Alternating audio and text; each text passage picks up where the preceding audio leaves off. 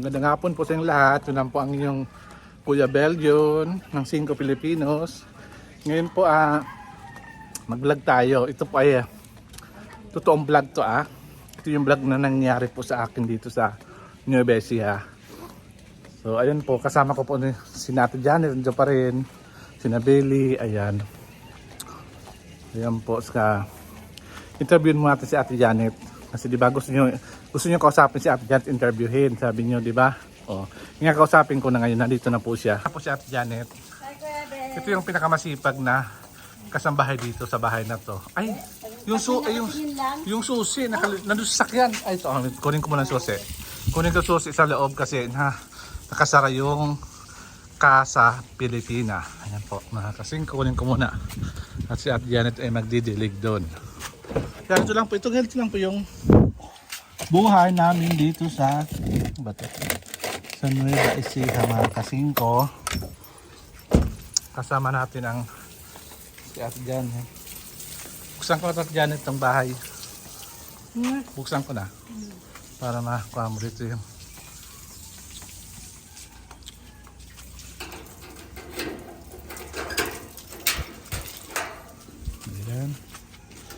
ayan po. Ayan po si Ate Janet. Alam ba si Ate Janet, lagi ito nananalo? Ay, di na po. Ano ba? Bihira lang po. Nanalo po ito sa mga laro-laro. Ayan si Ate Janet, nanalo po yan. Lagi itong panalo, kasi panalo rin doon sa pagkain, panalo din po siya. Lagi po siyang kumakain po. Tatanungin natin, di ba sabi niyo, tanungin ko si Ate Janet, interviewin ko yung buhay niya kasi di niyo alam kung taga saan si Ate Janet, di ba? Di ba? Di niyo alam kung taga saan siya. So, tatanungin ko siya. Ate Janet, may nagtatanong, ano ba totoong pangalan? Sabi nila, totoo daw, totoong pangalan mo. Janet Tarosa Torla. Janet Tarosa Torla, taga ilang edad? 41. Taga saan? Taga saan ka daw? Pinanganak taga saan daw? Tabas Paracali, Camarines Norte. Taga Paracali po. So shoutout sa mga taga Paracali diyan sa Cam Norte po. Shout po kayo. Kung nakilala niyo itong babae ito, nawawala po to. Kung nakilala yung magulang po, nandito po siya ngayon. 10 years na po ako dito. 10 years? 10 years ba? 10 taon na po siya dito sa Amerika. Sa Pilipinas. 10 taon na po siya sa Pilipinas. Ayan. Oo. Tapos naka-10 anak na rin po siya, namatay yata yung isa. Tama ba yan? Walo lang? Wala. Siyam sana namatay yung isa. Tama ba? Wala. Ay, wala namatay. Lahat po buhay yung siyam na anak. Lahat po buhay yung siyam na anak ni Ate Janet. Ayan po. Yung dalawa po may asawa na po. Ay, isa lang pa ba? Di ba yung kakalumpit? Isa lang yun, yung pangalawa. Yung pangatlo nasa Maynila sa trabaho. Yung panganay. Nasaan? Sino ang panganay mo? Yung ba panganay mo si John May? Si John May po yung kanyang panganay na may trabaho naman po sa Zamboanga. Zamboanga ba? Lagi naman. Zamboanga ba yan? Zamboanga. Basta parte dun sa malayo. Malayo, di ba? Ayun, dun malayo. Trabaho ang kanyang anak na si John May. Dalawa po anak niyang babae tapos 4 na lalaki. Tama ba? 6. 6 na lalaki, 2 babae. Opo.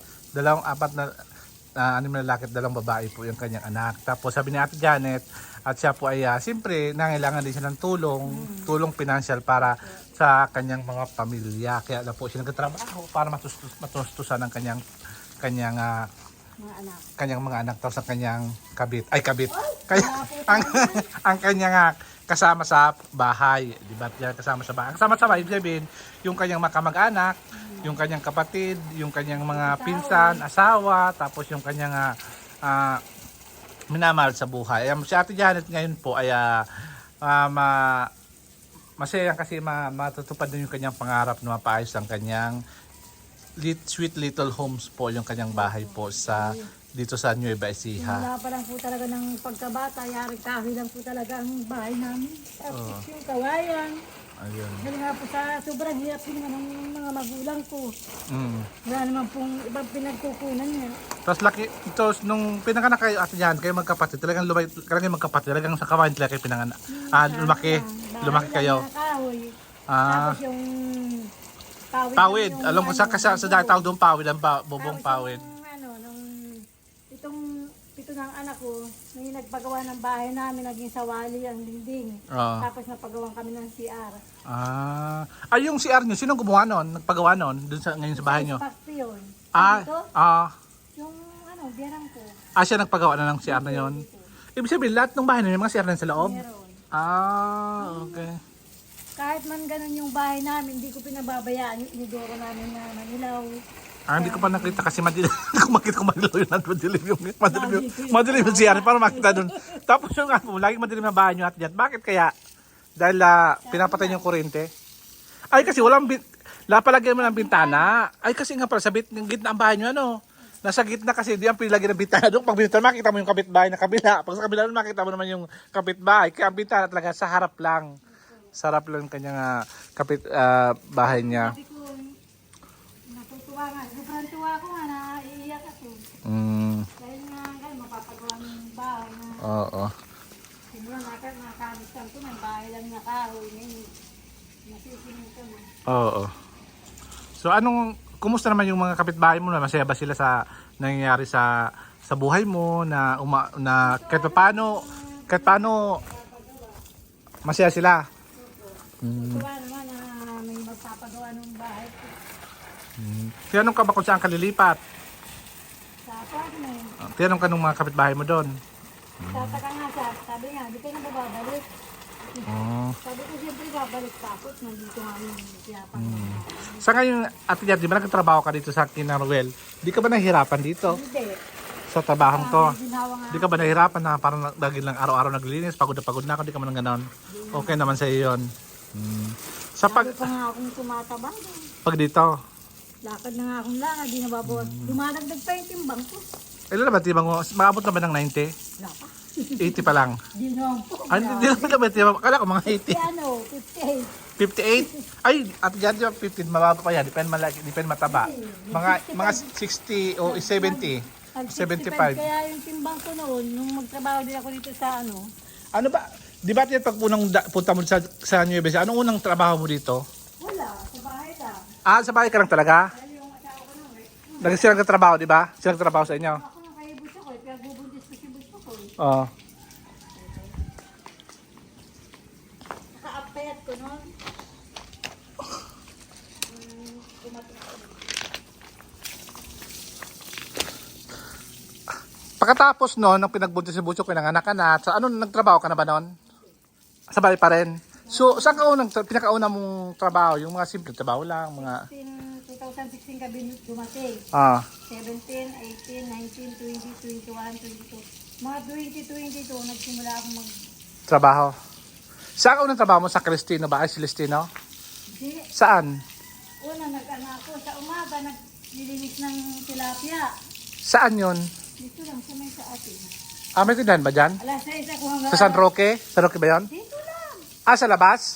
Nagtitinda ka tilapia sa labas dyan? Dyan ka nagtitinda? Yun.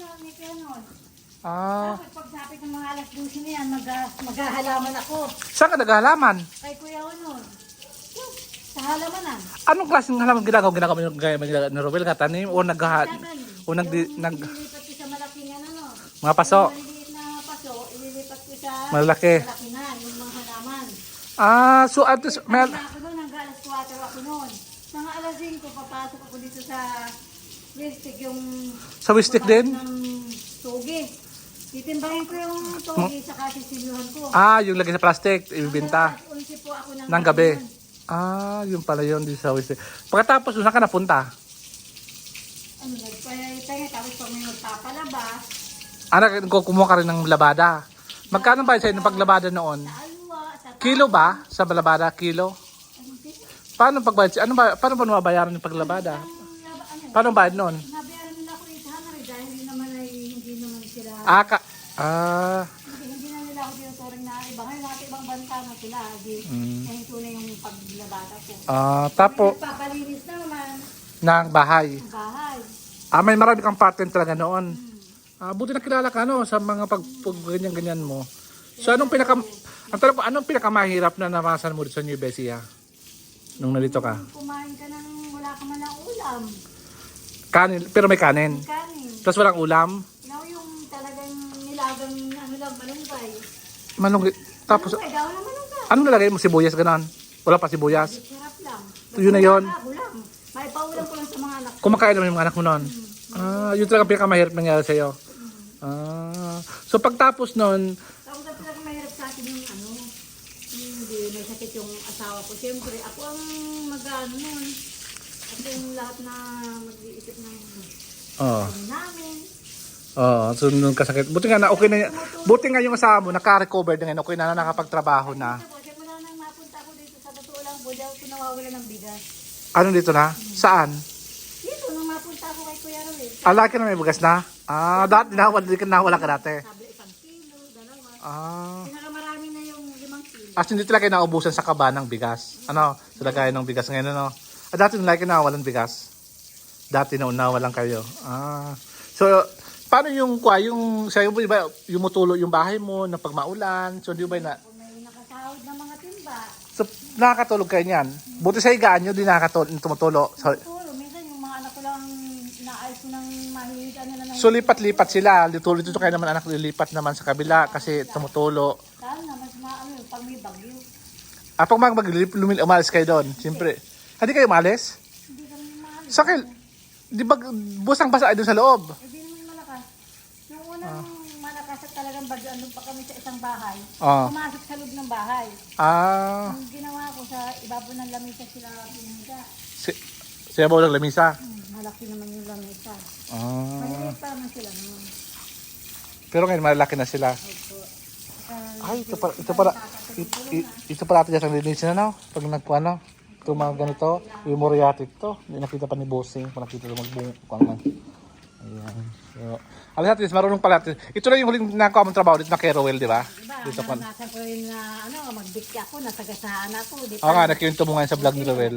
Yung nagbigti ka, yung nasagasaan ka, pero buhay ka pa rin, di ba? Ibig sabihin, ibig sabihin, may purpose sa'yo si God, kaya't buhay ka. Meron ka pang gagawin dito sa mundo nito, kaya ka nabuhay. Ayan. Sa palagay mo ito dyan, kailan ka mamamatay? Joke lang. Ayan, lumulukot kasi itong mga lubi. Dahil mabait naman daw ako. Tama daw ginagawa sa kapwa ko. Naging matulong daw ako sa...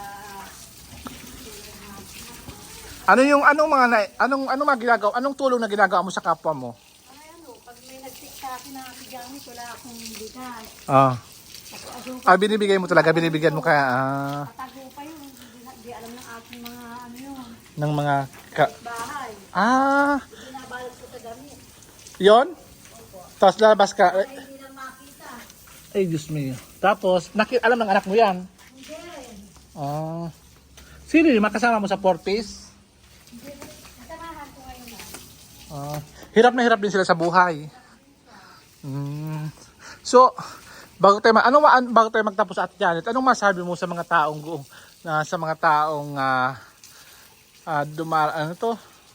Dumaranas ng kahirapan. kahirapan nangyari sa iyo? So, anong advice mo sa kanila? Magpakasipag din po kayo katulad ko. O yung basta umasa lang po sa bigay. So, kailangan talaga magtrabaho. Kasi kaya pa naman, di ba? Hanggat kaya po, hanggat malakas pa. Oo. So, anong masabi mo sa ating mga kababayang katutubong mga badyaw na nasa gildan ng kalsada? Anong masabi mo sa kanila? Trabaho sila, hindi yung umasang manghingi araw-araw. Dahil malalakas naman po sila. Kasi nakita ka nga doon na mga... Diyan ka lang sobre. Tapos bata. Kawa yung mga bata. Di ba pagpunta natin Manila, nakita mo yung bata na basang-basa yung bata, dala yung... Hindi ko naranasan yun. Yun yung bata. Hindi ko pinaranan sa anak ko naman. Yung dadalaw para manglimos. So, masisisi mo ba sila? Tanong Mga kita. magulang. Magulang, masisisi mo yung magulang. Di... Bata, wala na alam ng mga bata. Nandun yung sa magulang, yung depression. Sa magulang talaga dapat, yung pagpapalaki ng magulang sa mga anak nila. So, ang tanong ko, napalaki mo ba ng mabuti yung mga anak mo bilang isang nanay? Palagi ko naman sila ng mabuti ngayon. Nung mapunta lang kami dito sa Nueves yan, siyempre nagkaroon ng pagmumura. Doon wala, di ba? Sa lahat, bawal mo sa lahat, sasampalin ka ng sasampalin ka doon, di ba? Hindi talaga nagmumura. Lumagay ko sa lahat kasi Dito na lang sila na. parang di masyadong bumura sa mga kwado. Wala doon. Kasi sasampal. Nanay ko nga, hindi marunong Kasi pag nagmura ka, sasampalin ka, di ba? Nang lula, mga mo pag ganun. Doon sa, kasi lumaki sa Kodait, parang ayaw nila yung mga ganang bumura-mura. Nagagalit sila mga kasingko, yung mga magulang pag nagmumura yung mga anak. Dito na lang sila na Di. So, siguro sa mga nakitang kabataan, sa mga ganun. Oo. maliit doon, malayo ka rin sa kalsada. Oo. Dito, nasa taling highway na. Oo. So, ayan po, dahil na po nagtapos ang ating interview kay Ate Janet. So, Ate Janet, magpaalam ka na. Bye po. Ayan po. Ayan mga kasingko, sa request nyo, nakausap ko na po si Ate Janet regarding po sa kanyang personal life. Ayan, life and works of Ate Janet po. Na si Janet Charosa Torla po, ang kanyang totoong pangalan. So, pasensya na maitim ako kasi lagi kami nasa labasan. So, ayan mga kasingko, maraming salamat at hanggang sa muli nating pagkikita. Bye-bye.